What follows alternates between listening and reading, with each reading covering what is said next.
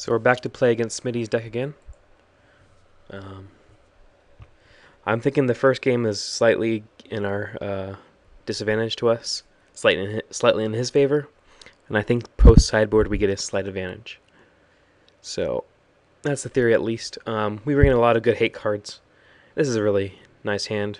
The only thing I'd really like to see in this hand, besides what's already in here, is a untapped blue source for turn 1 to play our Spell Pierce against his Mana Excel. But otherwise, his hand is pretty good.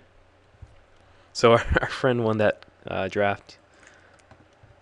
So, oh, that's nice. Okay, so it's a pretty effective start for us. Turn 1 Spell Pierce, turn 2 Stoneforge, dropping a Colonnade each consecutive turn.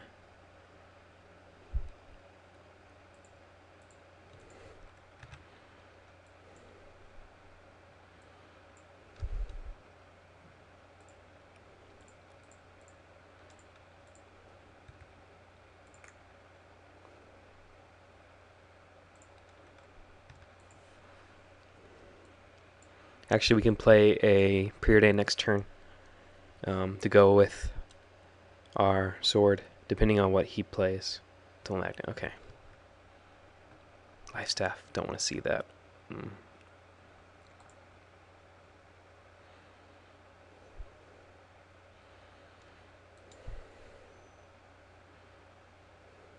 Stoneforge again. Do we need 2 of them? That's a question. Can we use 2 of them? No, I want to get some other. I want a Mana Leak or something. Preordain. Okay.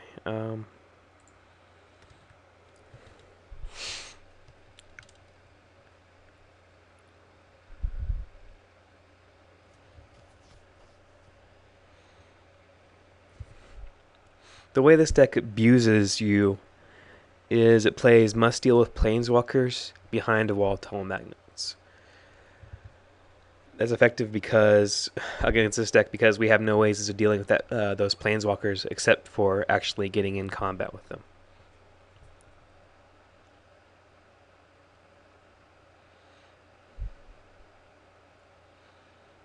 I'm not exactly sure if it was correct to Spell Pierce the Chalice. I mean, we need it against his planeswalkers at the same time, though that doesn't let us play turn 2 play, because if we would tap out and he'd have a turn 3 planeswalker. Okay, so Koth.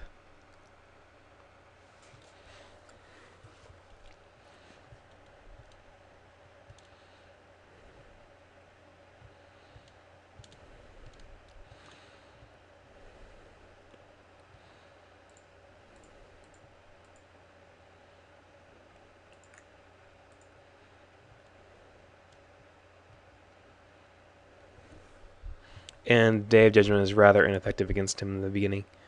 It's effective against Inferno Titan, kind of, but at that point he's already doing a lot better than we'd like him to do. Let's preordain and see if we can find some answers.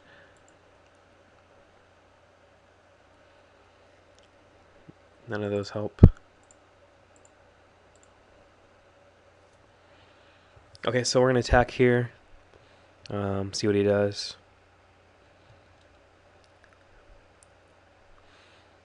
Just getting counters off of Koth is fine for now.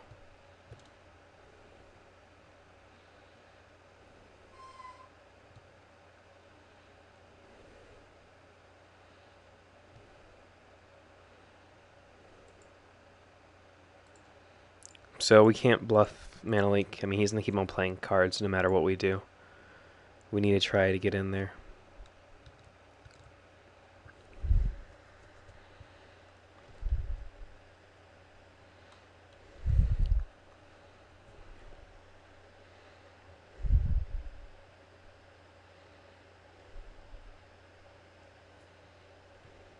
So Tezzeret, that's really annoying, because we have a lot more problems now. If he gets a Tome Magnet off, this is probably just game. That's funny. But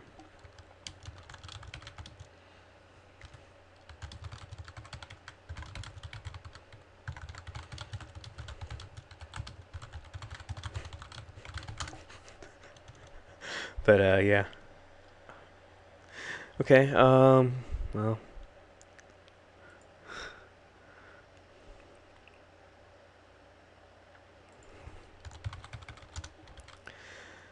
Let me pause this real quick. Not one to give up, though. We're going to play out our Gideon after he taps down our Stoneforge.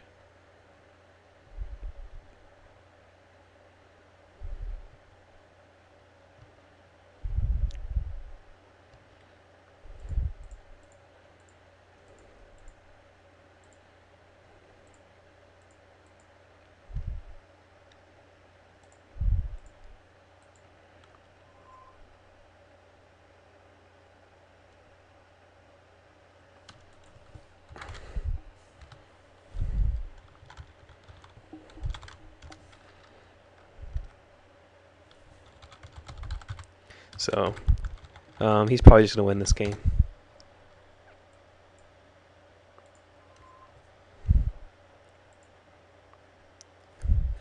He creatured up his Telemagnet, and he can send in a Creeping Carpet and a Koth creature.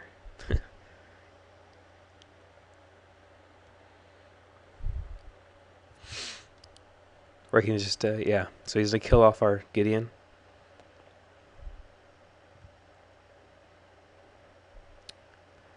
And we can attack his Gideon, his Koth, but we're just dead then.